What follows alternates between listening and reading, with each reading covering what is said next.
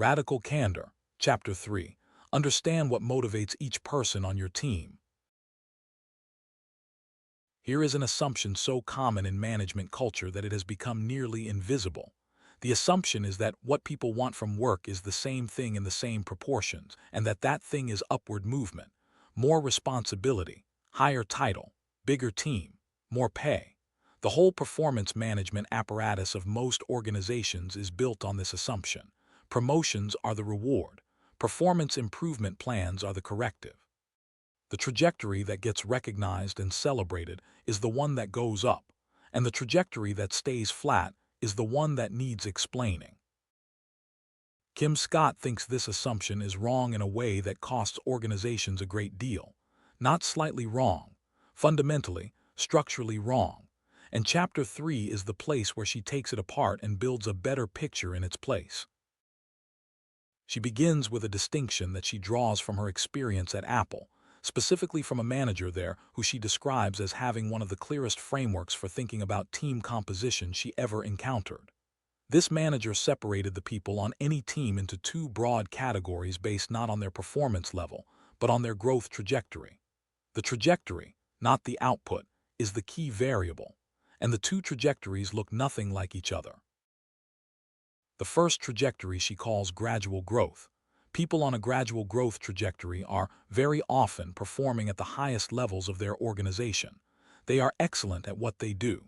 They have typically spent years developing deep expertise in a specific domain, and that expertise is genuinely valuable and often difficult to replace. They are not coasting. They are not disengaged. They are doing excellent work, and they are content, in the genuine and considered sense of that word, to keep doing excellent work in roughly the same direction they are currently heading.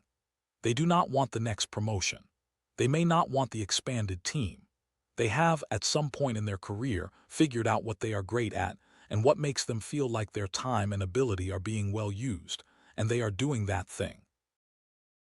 Kim Scott calls these people rock stars, not because they are flashy or high profile, because they are solid as a rock. They are the institutional memory of the team.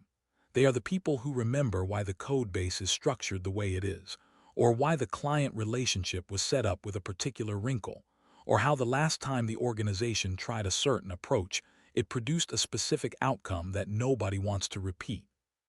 They are extraordinarily valuable, and in most organizations they are systematically undervalued, because the performance management system has been designed to reward the other trajectory.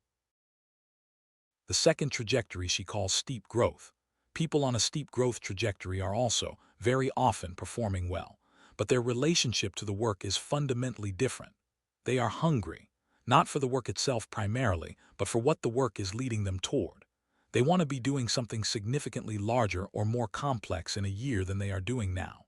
They are oriented toward the horizon rather than toward the depth of the ground beneath their feet. They are the source of growth and change on the team.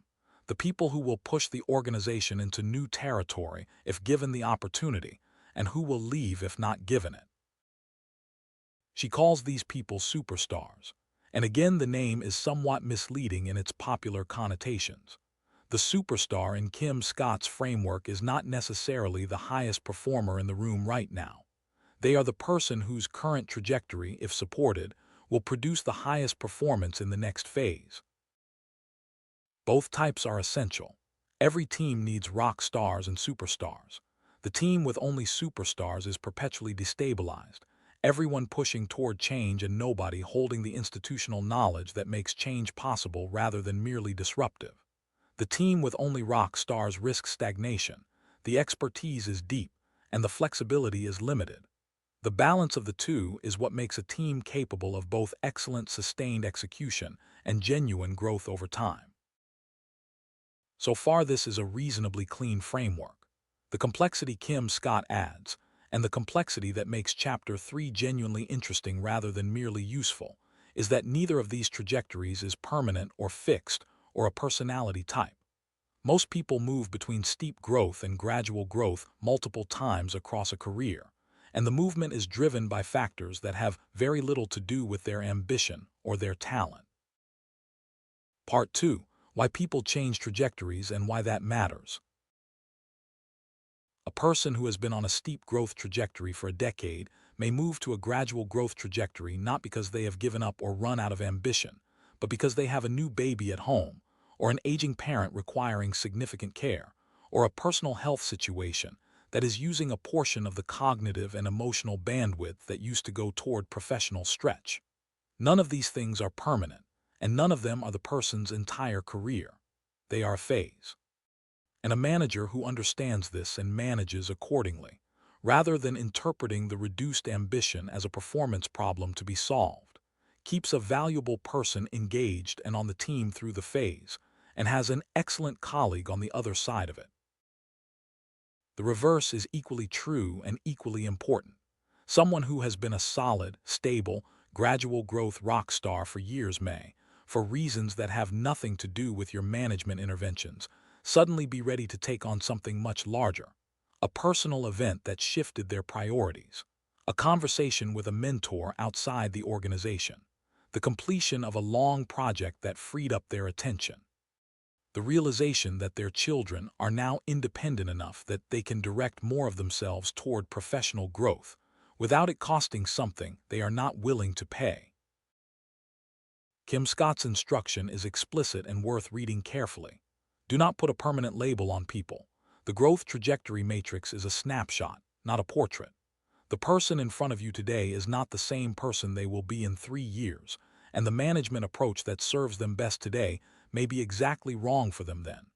Which means the career conversation, the one we discussed in Chapter 7 of this series, cannot happen once and be filed away. It has to be revisited regularly, with genuine curiosity about whether the picture has changed.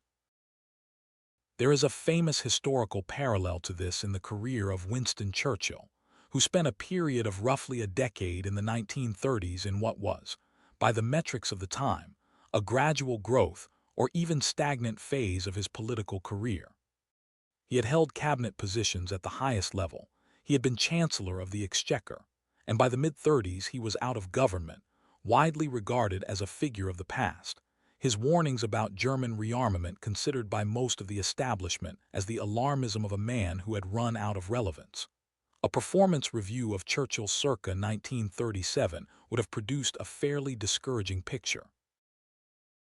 And then the trajectory changed, and changed faster and more completely than almost anyone who had filed that discouraging assessment would have predicted.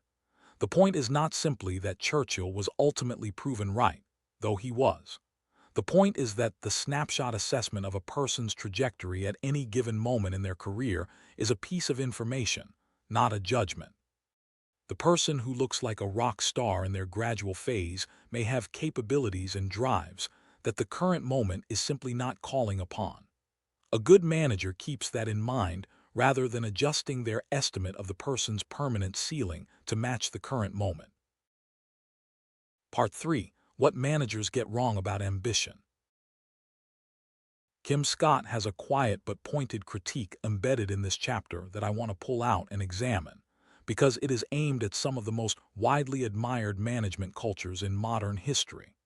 The critique is about what she calls the bias for steep growth, and particularly its version as it manifested in Silicon Valley in the first 2 decades of the 21st century. In the culture of fast-growth technology companies during that period, the steep growth trajectory became not just one valued way of being an employee, but the only valued way. Companies built their performance management systems, their compensation structures, their internal cultures, and their external reputations on the assumption that what ambitious talent wanted was constant promotion, constant expansion of scope, and a career trajectory that looked like a graph of a successful startup's user growth. The implicit message, delivered through every mechanism available to a corporate culture, was that staying in the same role for more than a couple of years was a sign of stagnation, and that stagnation was the opposite of what this company was about. Kim Scott watched this culture closely and concluded that it was producing at least 2 major problems that were mostly invisible because they were so widely shared. The first problem is what she calls burning the superstar. When every organizational signal says that faster is better and bigger is the only direction worth moving, The superstars who want to grow quickly get what they asked for. Rapid promotion into roles they may not yet be ready for, outrunning their own development, in ways that sometimes produce excellent outcomes and sometimes produce people in positions of significant authority who are in over their heads and unable to admit it because admitting it would violate the culture they are embedded. The second problem is what she calls ignoring the rock star. When the organizational performance review system grades people primarily on growth trajectory rather than current performance quality, the excellent person doing excellent stable work consistently receives a worse rating than the adequate person visibly striving toward the next level. This is not just unfair. It is empirically wrong because it misidentifies where the current value is being created. The rock star delivering reliable, excellent work is creating more value right now than the superstar who is learning on the job at a cost to current output. The performance system is rating potential rather than contribution and calling it a performance system. The second problem is what she calls ignoring the rock star. When the organizational performance review system grades people primarily on growth trajectory rather than current performance quality, the excellent person doing excellent stable work consistently receives a worse rating than the adequate person visibly striving toward the next level. This is not just unfair. It is empirically wrong because it misidentifies where the current value is being created. The rock star delivering reliable, excellent work is creating more value right now than the superstar who is learning on the job at a cost to current output. The performance system is rating potential rather than contribution and calling it a performance system. Here is a very concrete, everyday version of this failure. A hospital, like most complex organizations, runs on a combination of people in learning mode and people in mastery mode. The senior nurse who has been working the same ward for 12 years and knows every patient protocol, every piece of equipment, every colleague's working style, and every edge case in the department's operating procedures, is delivering extraordinary value every single shift. The junior nurse who arrived 6 months ago and is on a steep learning curve is also valuable, but is at this moment absorbing as much as they are producing. A performance review system that rates both purely on growth trajectory may grade the junior nurse higher because they are visibly developing fast, and the senior nurse lower because they are not particularly developing in any new direction.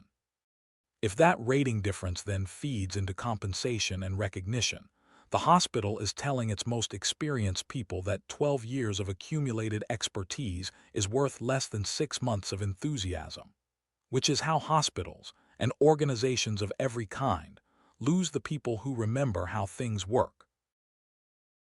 Kim Scott makes a specific and somewhat uncomfortable point about rewards.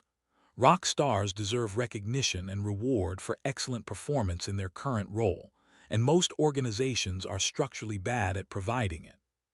The main tools available for recognizing great performance, promotion, expanded scope, new title, are precisely the tools that feel wrong to offer a rock star, because they imply the kind of upward movement the rock star has explicitly indicated they do not currently want.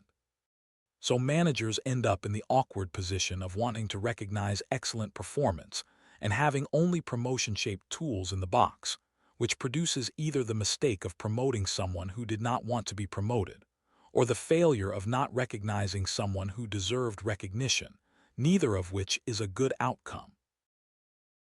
The solution she advocates is creative and specific. Find the rewards that actually match what the person values. For a rock star who values depth over breadth, recognition might mean being given the title of expert or master or fellow in their domain, which acknowledges their standing without implying the managerial expansion they do not want. It might mean being trusted with the most complex and interesting problems in their area, which is itself a form of recognition. It might mean being given the role of mentoring and developing newer team members, not as a management track, but as an acknowledgement that their expertise is something the organization wants to propagate. Part 4. The thing nobody wants to say about vocation.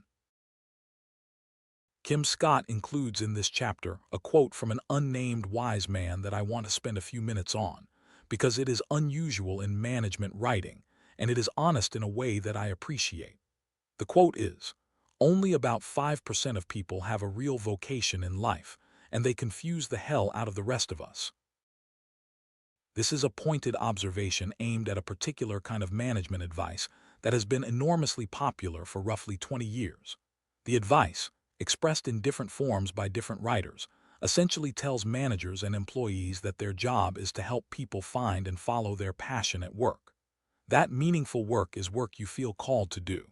That the goal of the career conversation is to connect someone's professional role to their deepest purpose. Kim Scott does not think this is wrong exactly. She thinks it is dangerously overstated in a way that creates a particular kind of suffering in the large majority of people for whom work is not, and has never been a vocation. If you have spent your career in roles you found meaningful and engaging but not exactly calling, and your management culture is telling you that you should be finding your passion, you may conclude that something is wrong with you, or that your lack of vocational fervor is a personal failing, rather than a completely normal and valid way of being a working adult. The practical consequence for managers is that the pressure to make everyone feel passionately called to their work, rather than simply engaged, interested, and appropriately challenged, sets up a standard that most jobs, including excellent jobs at well-managed organizations, cannot meet. And a manager who feels responsible for providing their team members with a sense of deep purpose is carrying a burden that does not belong to them, and that will make them slightly crazy. What managers can and should do is understand what each person on their team finds engaging and what they find draining, what makes them feel like their time and capabilities are well used, and what makes them feel like they are marking time. That is a much more tractable question than purpose or calling, and it is also a question that gets to the same practical information. If you know what genuinely energizes a person, you can structure their role to include more of it. If you know what genuinely drains them, you can work to minimize it, or at least acknowledge it honestly when it cannot be minimized. That is good management. It does not require anyone to have a vocation. What managers can and should do is understand what each person on their team finds engaging and what they find draining, what makes them feel like their time and capabilities are well used, and what makes them feel like they are marking time. That is a much more tractable question than purpose or calling, and it is also a question that gets to the same practical information. If you know what genuinely energizes a person, you can structure their role to include more of it.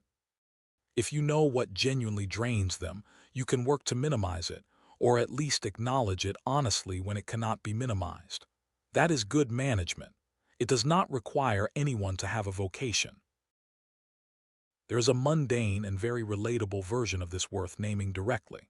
Most jobs contain tasks the person doing them loves and tasks the person doing them finds tedious. A great software engineer may find debugging genuinely engaging and documentation writing genuinely draining. A great salesperson may find the initial client conversation energizing and the follow-up contract paperwork deadening. These feelings are not character flaws to be managed away. They are information about where the person's capability and their energy align and where they do not. A manager who knows this and who can structure the role to maximize the alignment and minimize the misalignment has done something concrete and valuable. They have not provided purpose. They have reduced unnecessary friction, which is both more honest and more achievable. Part 5. The most important thing you can do for your team collectively. Kim Scott closes Chapter 3 with a sentence that I want to repeat because it is one of the few places in the book where she makes an explicit ranking.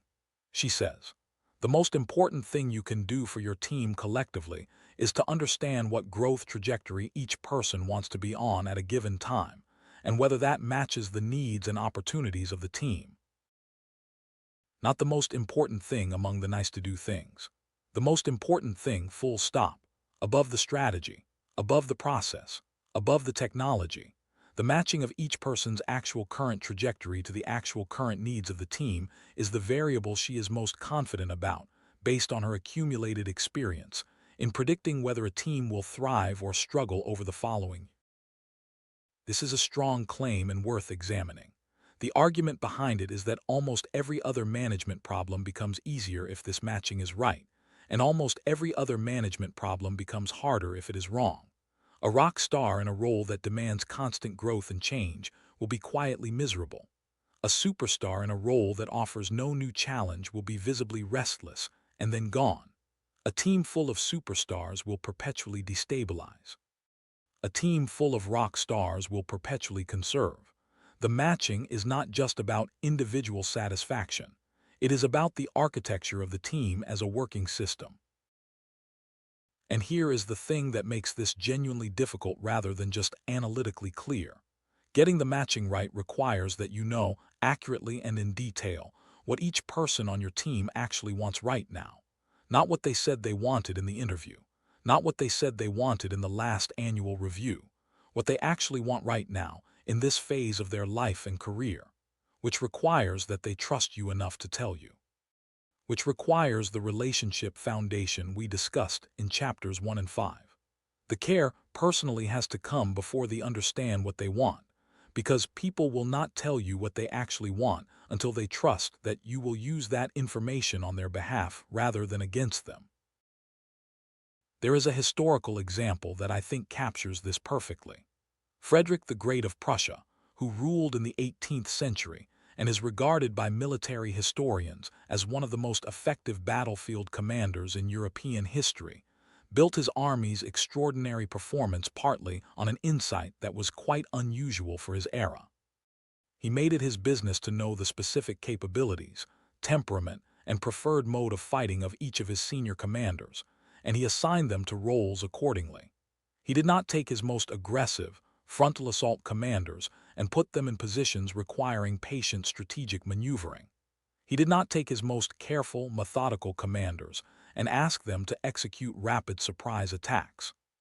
The matching of the person to the role, done with a specificity and care that his contemporaries often did not bother with, produced an army that consistently punched above its numerical weight against larger and better resourced opponents. Frederick did not get this information through formal assessments. He got it through years of observation and conversation, and the kind of detailed attention to individual human beings that most rulers of large armies simply did not consider their job. He would have been a good manager, in Kim Scott's framework, not because he was soft or particularly empathetic, because he understood that the precision of the person-to-role match was a military multiplier, not a soft concern to be addressed after the real work of strategy was done.